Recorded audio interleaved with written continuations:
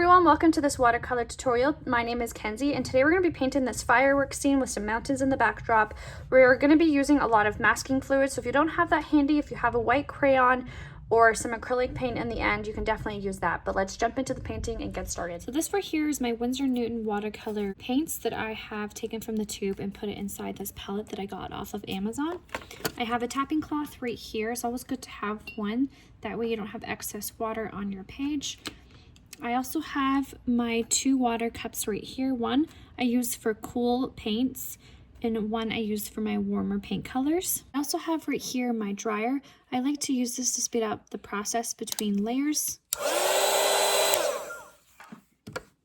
These are the brushes that I use. These are the silver black velvet. I have size 12, 4, and 8, and these are the round tip brushes. So these are also some other brushes that I like to use as well. If I have a large area like a landscape, I'll typically use this brush. These two items I use all the time. This is called masking fluid. It acts as a cover. So wherever I put this masking fluid, let it dry, I can paint over top, can make sure my painting is 100% dry. I can scrape off the masking fluid and that area will be left untouched. So I use this a lot, but make sure to use an old brush because it does get kind of goopy and you'll end up with a broken brush.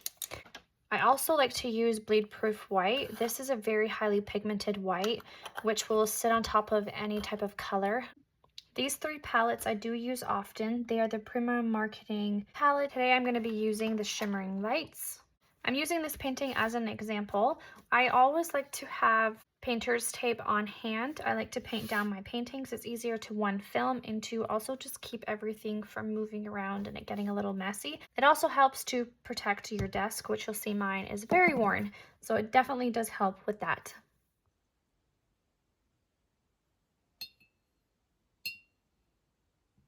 To get started, we're doing the wet on wet technique. I want there to be lots of blending and colors going on here on my page. So I have lightly watered this sheet of paper with water. If you pick up your page, you don't want there to be drips. You just want there to be a nice light glaze when the light hits it. That's how you know you have a good amount of water on your page. I'm going to be focusing a lot on purples. I'm going to be doing a lot of greens and just like fun colors for this. So I'm going to be working in sections as well, just pulling different colors. And I am over this area going to be leaving it somewhat, leaving it alone a little bit. I want there to be some mountains in my painting as well. So I'm just going to come in and just paint different colors. I'm even going to get some nice greens in here. I'm going to be mixing it with some blue. Just all different types of just fun colors. Pinks and reds, just letting these colors mix and bleed.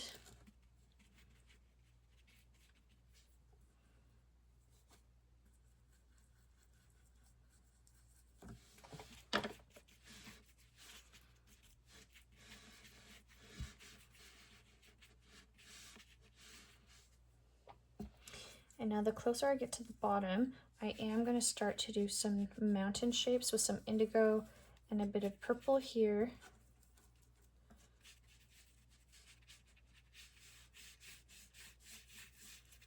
I'm going to let that blend. I'm going to switch brushes actually now at this point. I'm going to come in with some indigo for my mountains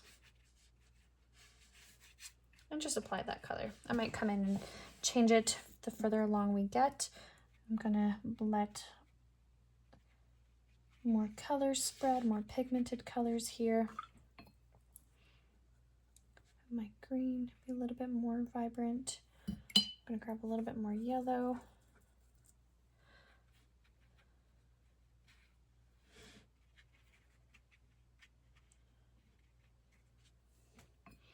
And I want a more vibrant red as well in here.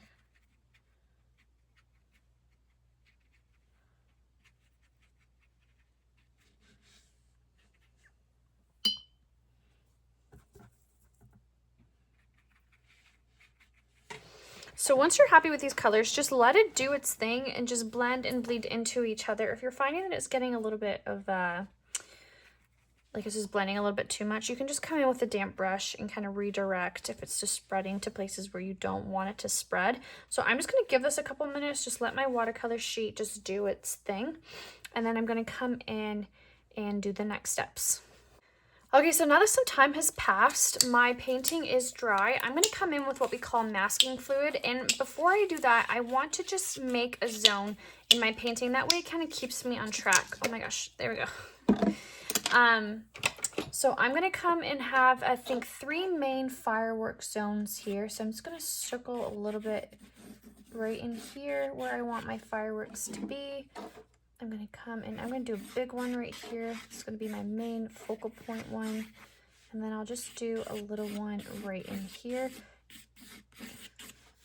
This is going to be my main firework area. And what I'm going to do now is I'm going to come in and create little firework shapes. And I'm going to start from the outside at first. I'm going to be working my way in. So just using the base of a brush or the tip of it, I'm going to come in and place this masking fluid. Now the thing with masking fluid, I talked about it in my supply introduction, is that it dries pretty quickly. And if it dries on your brush, you could potentially ruin your brush. So just make sure if you're using masking fluid to every now and again, just give your brush a good little dry off. So I'm going to be doing little flicks coming from the center of this, trying to stay in my circle. So I'm just doing like little firework shapes coming from my middle of my circle that I've done with this masking fluid. Now the further away I get, I want it to be my lines a little bit larger.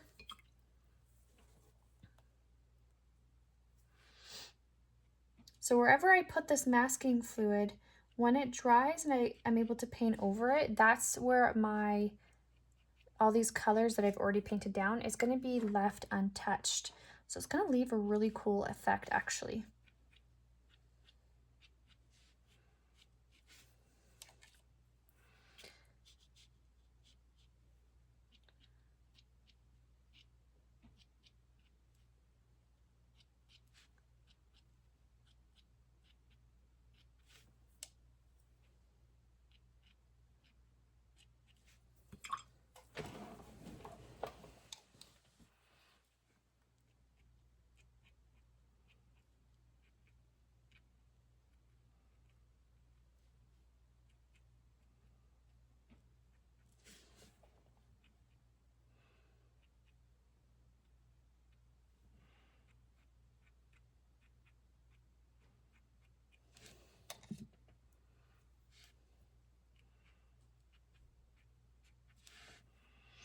Okay, I'm going to move on to my next part. So I'm just going to keep repeating this all the way around. I'm going to speed up my video and I will catch up to you when I am done all of my fireworks.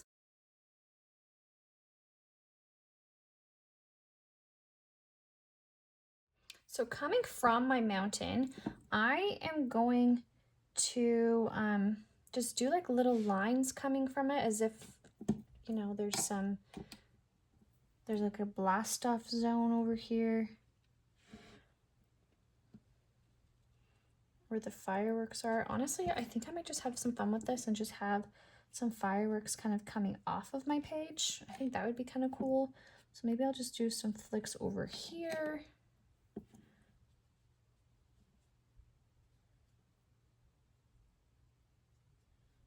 I don't know. I'm gonna do some flicks over here. I just really want this to be festive. I love fireworks. I think it's so beautiful. I'm going crazy here, guys. I'm going rogue. This was not the plan, but it's okay. Yeah, I think I'll do that. And then I'll do some lines jetting from over here as well. Okay.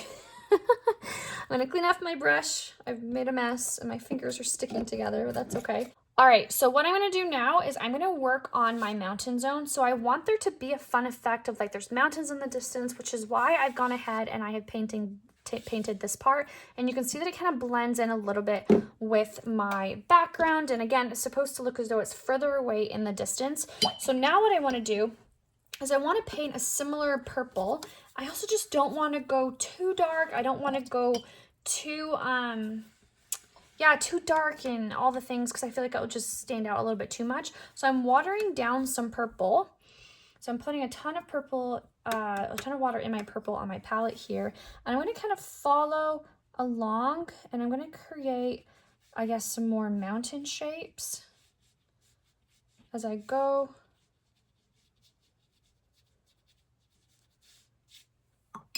I'm going to bring this down and I'm going to dry this.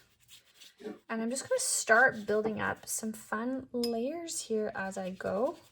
So what I'm going to do with my dryer is I'm going to dry this mountain so I can come on and do a few more shades. But what I can also do is mix in a little bit of darkness here, and then we can just add a little bit more layers while it's wet and just let this bleed and blend just a little bit, not too much. So I'm going to dry it.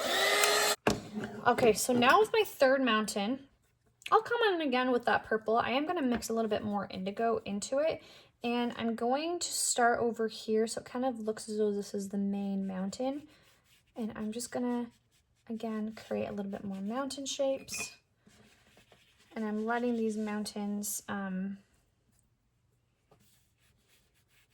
sit on top of one another, so it kind of looks as though this is the further one, and then it gets closer the darker it becomes. We can even add a little bit more detail here in this mountain with more colors.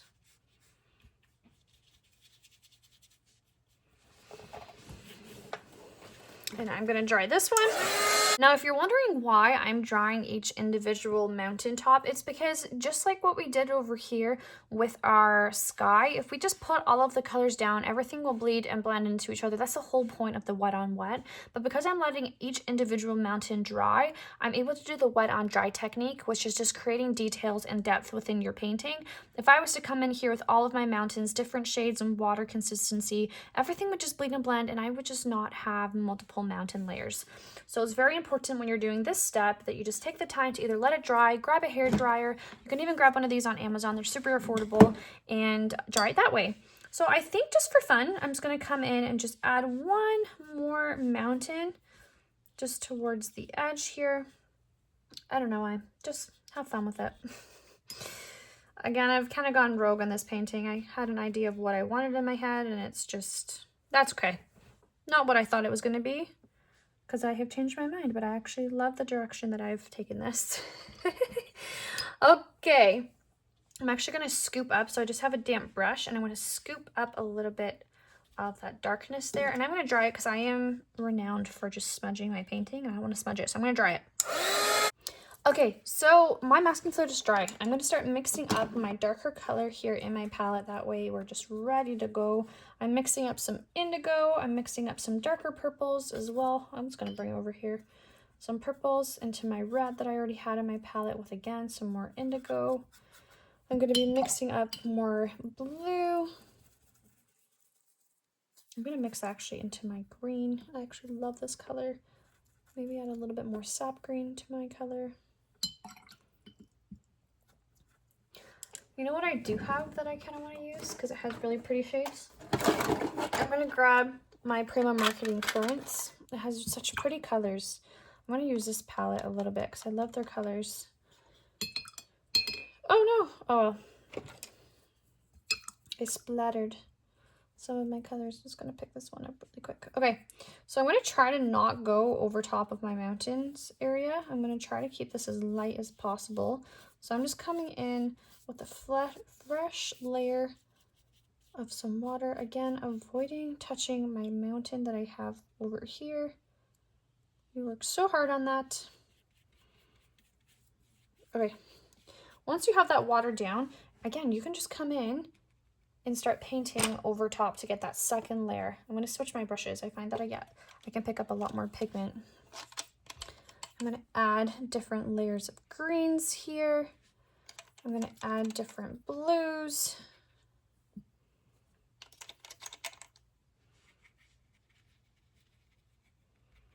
The point of this layer is to make sure we're going darker.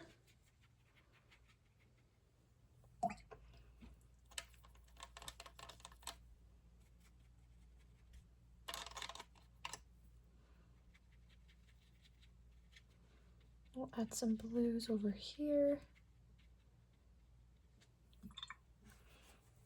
I'm just gonna blend out this with some water, this little area pickup. Scooping it. Okay, I'm gonna add this darker color that I have over here.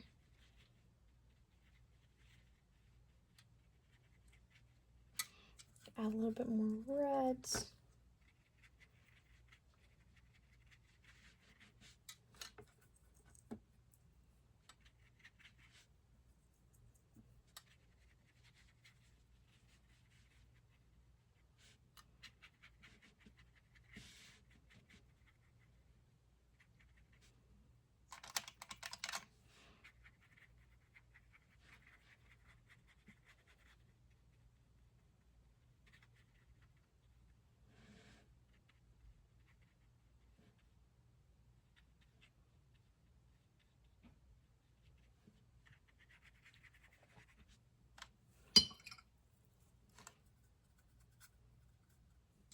Adding some more purple up here.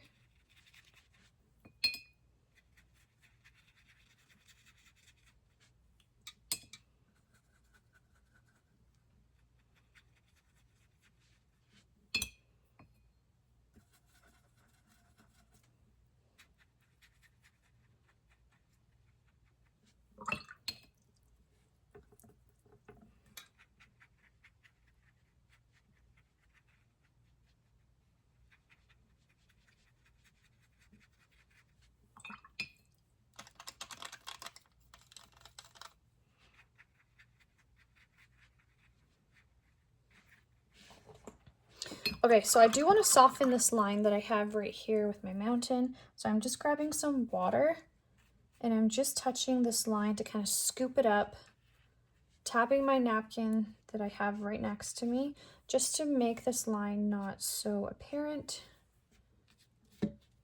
And then I am going to actually just dry this. Okay, so now we can come in and we can just remove our masking fluid with the very tip of our fingertips. And I'm just doing circular motions to peel it, just like that. And you can start to see where we put our masking fluid underneath. Some of those other layers are shining through, which is really cool. It's not just plain white under. I can see my purples, I can see my reds shining through. This is really fun.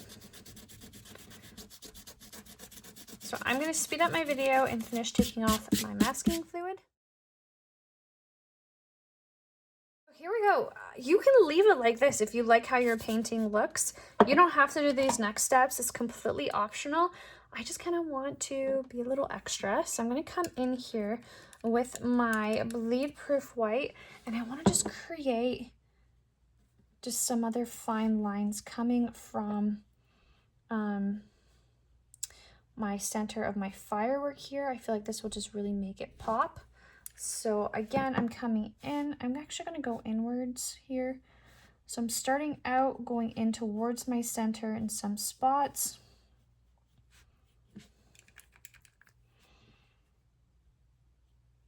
And I'm lifting up towards my middle to get some nice fine lines here.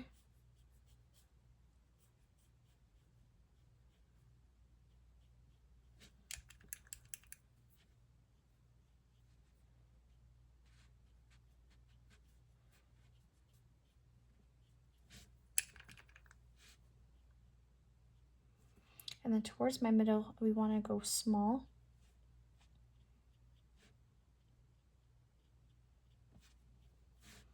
And the further we go outside, we want to go bigger brush strokes.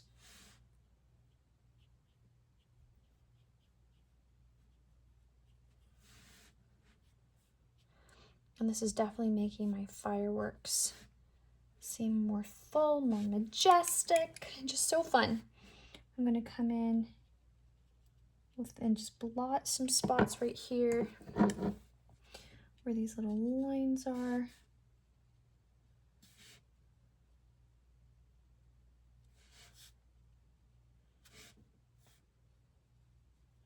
And kind of pull it towards that second mountain area.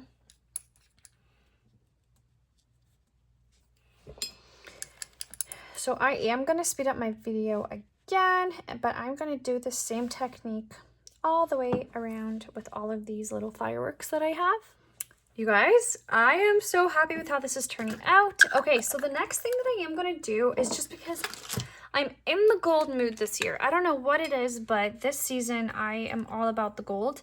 I do have this Primo Marketing Shimmering Lights palette right here. I do want to add just like a little bit of gold.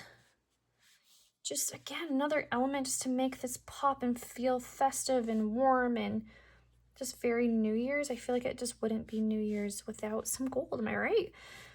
So I'm doing the exact same brush strokes, and I'm going to be actually doing less gold. I want it to be more of like an accent than like a main feature. Just doing some like little lines to just complement all the other colors that we've got going on here. Bring in the sparkles. Okay, here we go. And I am trying to pull towards my center. I feel like when I'm flicking towards my center, I have the smallest lines, which is exactly what I'm going for here.